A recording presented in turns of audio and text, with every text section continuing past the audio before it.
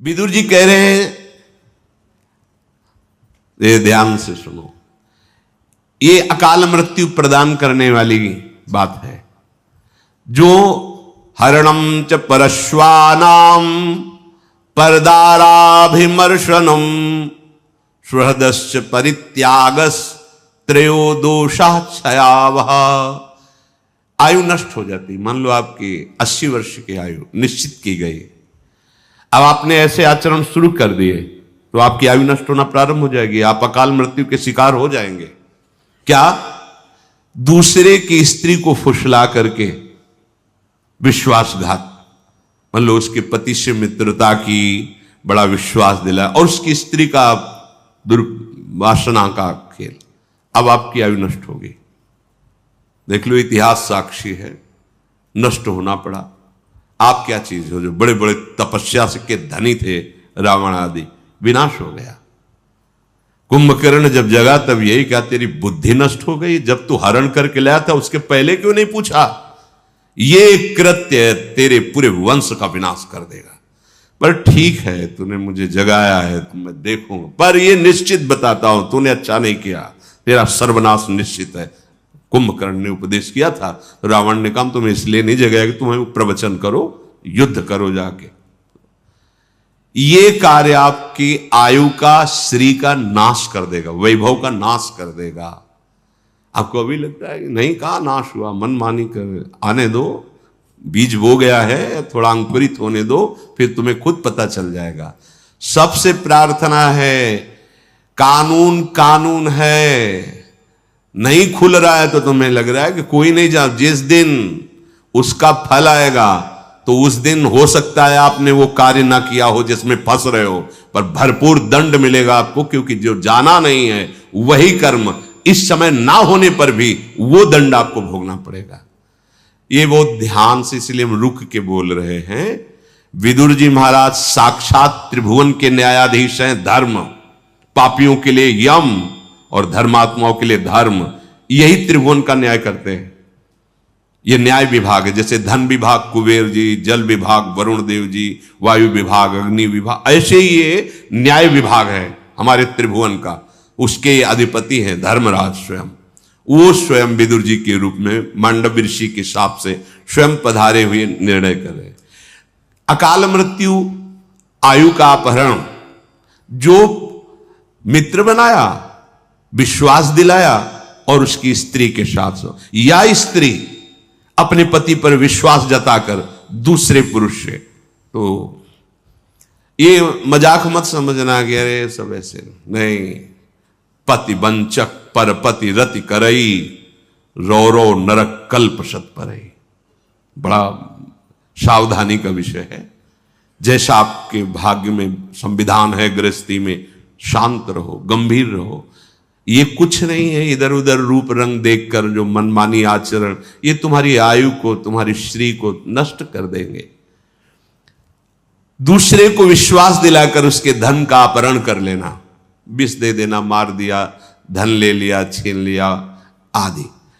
और संत जनों की अवहेलना करना, जो सुहृदस्य आपको अपने परिवार जैसा दुलार करते हैं, आपको अपनी आत्मा जैसा दुलार करते हैं, वो आपको जो उपदेश कर रहे हैं, आपको जो शासन कर रहे हैं, वो आपके मंगल के लिए, आप उनकी आज्ञा को उल्लंघन, अपमान, अवहेलना, आपकी आयु श्री सब नष्ट हो जाएगी। साधु अवज्ञा तुरत भवानी, कर कल्याण अखिल के हानि।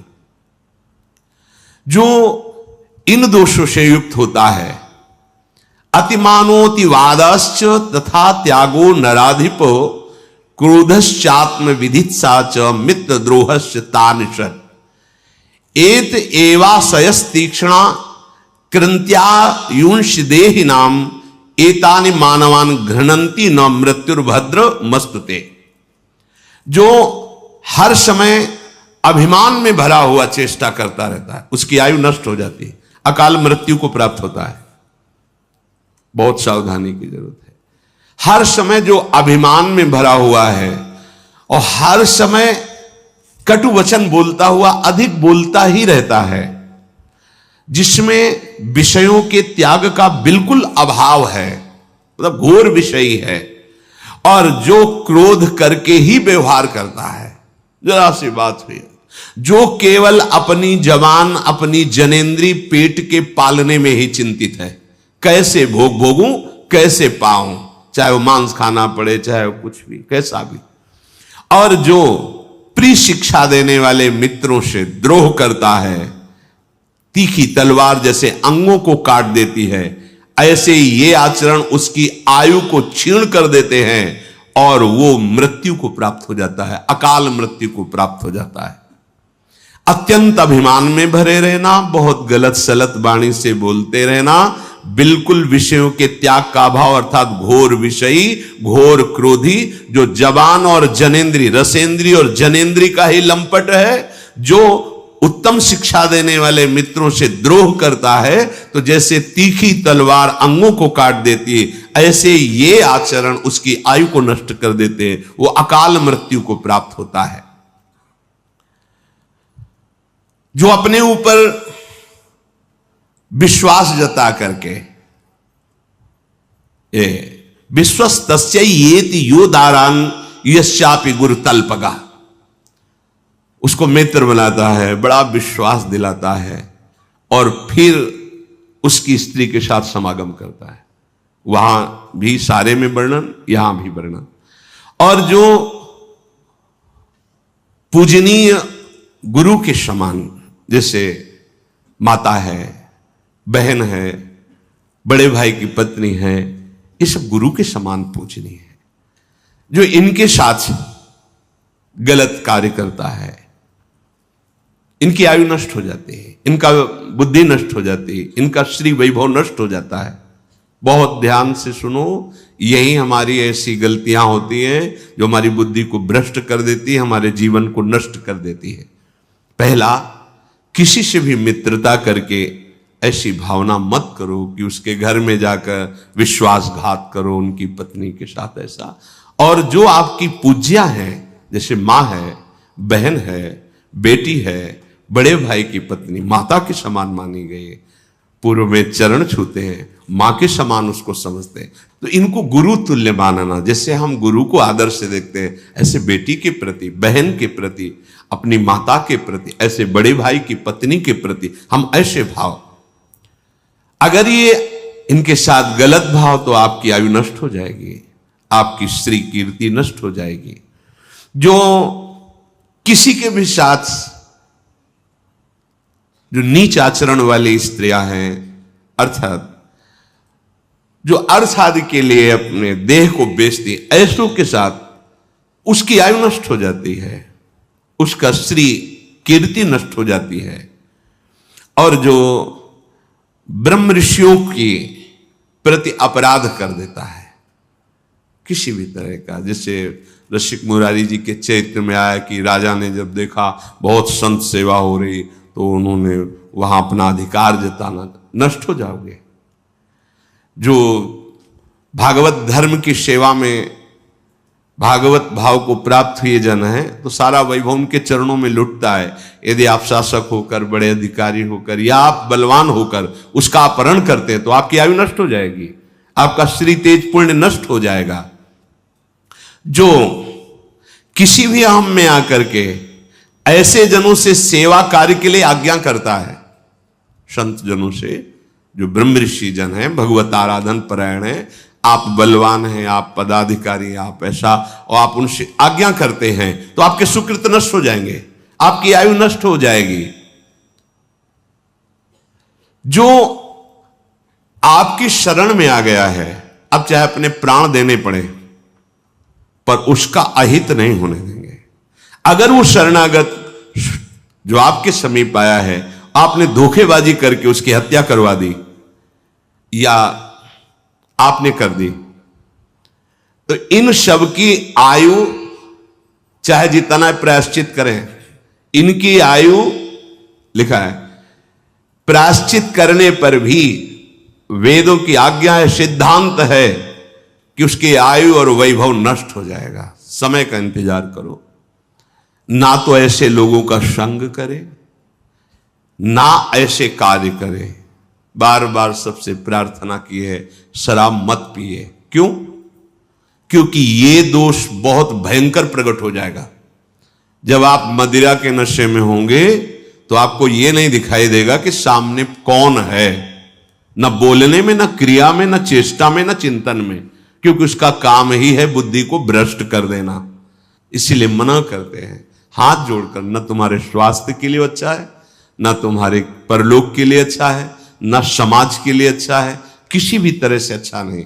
मदिरापान करना, परस्त्री गमन करना, अभिमान भरी चेष्टा करना, अधिक गाली आदि बोलते रहना और विषयों में खूब अनुराग रखना, अर्थात विषयों का त्यागी ना होना, हर समय क्रोध नाक में रखे रहना, अपने रसेंद्री और जनेंद्री के ही भोग का केवल चिंतन करना, मित्र द्रोह अर्थात अपने मित्र पर विश्वास दिलाकर उसकी स्त्री के साथ समागम करना, और जो गुरु के समान पूज्य हैं उनके साथ ऐसी वृत्ति रखना, जो शरीर को बेचते हैं अर्थ आदि से उनके साथ समागम करना, जो ब्रह्म ऋषियों की जीविका को नष्ट कर देना, जो संत महात्मा इनसे आदेश पूर्वक सेवा करवाना, जो शरणागत की हिंसा करवा देना या हिंसा कर देना, इनकी आयु श्री ये नष्ट हो जाती है और वो अकाल मृत्यु को प्राप्त होते हैं। श्री विदुर जी महाराज कह रहे हैं, पंचेन्द्रियस्य मर्तस्य छिद्रम चेदेक मिंद्रियम ततोष्य स्रवति प्रज्ञा धृते पात्रादिवोदकम। महाराज, जो अपनी 5 ज्ञानेंद्रियों को वश में नहीं रखता, तो एक भी इंद्री को यदि छूट दी तो जैसे पहले पानी पुराने समय में रखा जाता था, मशक उसे कहते थे, बड़ा सा, उसमें एक छेद हो जाए तो फिर बूंद पानी नहीं रह जाएगा, सब निकल जाएगा। ऐसे ही तुम्हारा पुण्य, तुम्हारी बुद्धि की पवित्रता, एक इंद्रिय यदि बिगड़ जाए तो नष्ट कर देगी। इसलिए सावधान होकर 5 इंद्रियों को भगवत चरणारविंद में लगाना चाहिए। भगवत मार्ग है, लोक में धन और उन्नति चाहते हो, परलोक में भगवत प्राप्ति चाहते हो, तो ये सुधारो करें। षड दोषा पुरुषेणेह हातव्याभूति मिच्छता निद्रा तंद्रा भयम क्रोधम आलस्यम दीर्घ सूत्रता। सबसे पहले नींद की बात कही गई भगवत प्राप्ति के मार्ग में, और इस लोक में भी ऐश्वर्य वैभव और सुखपूर्वक जीने। इसकी एक सीमा बनाओ नींद की। कोई तो ऐसे महापुरुष हैं कि मतलब भोजन पाके सोते ही रहना, मानो समाधि में ही रहते। क्यों जीवन व्यर्थ करते हो? केवल जो नींद ली जाती है अपनी इंद्रियों को नवीन चेतना देने के लिए। ये कोई सुख नहीं है कि आप 8 घंटे 20 घंटे 10 घंटे पढ़े। ये जीवन पढ़ने के लिए मिला है। अरे खूब नाम जप करो, अच्छे कार्य करो, समाज सेवा, देश से, इसके लिए शरीर मिला है। ये छूट जाएगा इसको। ये जो ऐसे दुलार करके शरीर को रख रहे हो आप, इसकी गति क्या होगी जानते हो? सड़ जाएगा, जला दिया जाएगा। काम निकाल लो, काम। ऐसे शरीर को प्रयोग करो जैसे कंजूस आदमी किसी नौकर को लावे, वो 8 घंटा के बाद उसको 500 रुपया देने हैं, तो कोशिश करेगा कि 10 घंटा ले, इससे और काम ले ले। ऐसा प्रयोग करो इस शरीर से। कम इसको नींद दो, जितने से आपकी इंद्रियां चेष्टा युक्त रहे, प्रमाद ना आवे। शास्त्रों में संतों ने अनुभव किया, जो अधिक श्रम करते हैं 6 से 7 घंटे बस, अधिक श्रम वालों। साधकों के लिए तो 5 घंटे बहुत पर्याप्त है, और उत्तम साधकों के लिए 3 घंटे। और जब भजन में वृत्ति तदाकार होने लगती तो तमोगुण का नाश हो जाता है। फिर तो उठते बैठते चलते फिरते इंद्रियां कभी श्रमित होती ही नहीं, क्योंकि कबीर कहे हम राय ठिकाना, ठाड़े बैठे परे उताना। कबीर कहे हम राय ठिकाना, परम विश्राम इंद्रियों को भगवान के चिंतन में मिलता रहता है। तो उपासक को जो इस लोक में ऐश्वर्य वैभव सुख शांति, परलोक में भगवत प्राप्ति, तो नींद का एक समय रखो। अब तो प्रणाम है भाई, आज की दिनचर्या 10-10 बजे तक लोग सोते हैं, 10 बजे तक। कैसा मतलब कलयुग का प्रभाव पड़ गया है, और उसे आप अपनी दिनचर्या में बताते हैं 10 बजे सो के, मतलब नींद खुली तो सूर्य मध्याह्न की तरफ जाने वाले हैं। अब उनका दिनचर्या, जब सारी दिनचर्या संपन्न होने का समय होता है मध्याह्न विश्राम का, तब उनकी नींद खुलती है।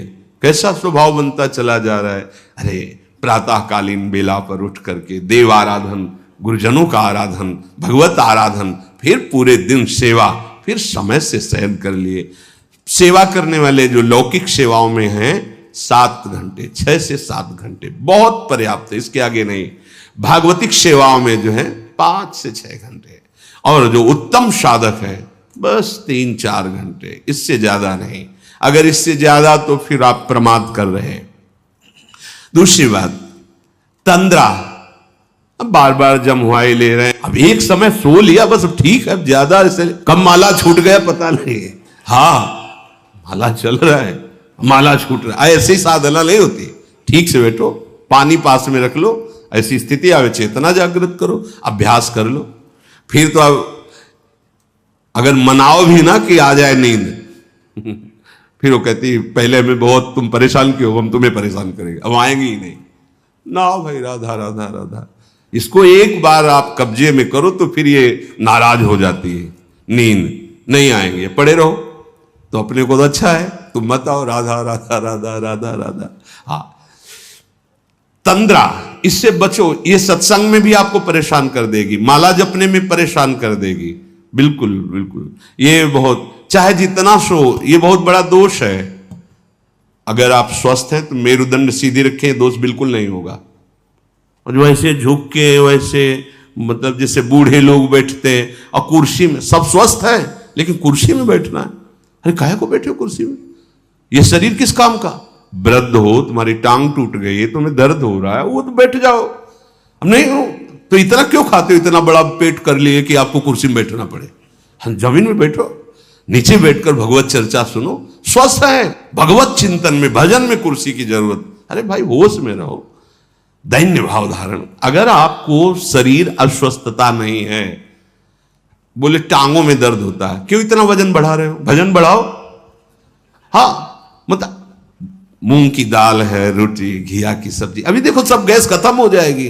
जो चीजें पेट को, लीवर को खराब कर रहे हैं वो जमा है, पर ठूस ठूस के खाना है तो चर्बी पेट की चौड़ी होती चली जा रही है। अब ऐसे बैठेंगे तो वजन बढ़े, और वो परेशानी, कुर्सी में दीवार में। एक दीक्षा ले आए, पहले उनके लिए कुर्सी लगे, क्यों भैया, बोले थोड़ा शरीर भारी, नीचे नहीं बैठना। नहीं, मंत्र लेने आए उनके लिए, पोसा नीचे बैठो, तुम्हारा हाथ पैर टूटा है, बोले नहीं उनका नीचे बैठो, मंत्र ले, नीचे बैठो।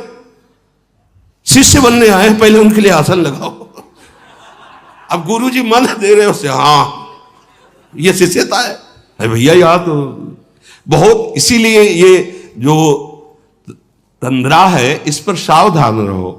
आप ये समझो कि आपको जो समय मिला बड़ा दिव्य है, और ये तंद्रा आपको परेशान कर देगी। बिल्कुल सावधान। ये जो आपकी गांठों में दर्द होता है, आप वायु रोग जो हो गया है, अपच के कारण होता है। आप ऐसे वायु बढ़ाने वाले पदार्थ पाते हैं, आपको उसका ज्ञान है नहीं, तो वायु बढ़ती चली जाती है, चर्बी बढ़ती चली जाती। काहे को इतना परेशान।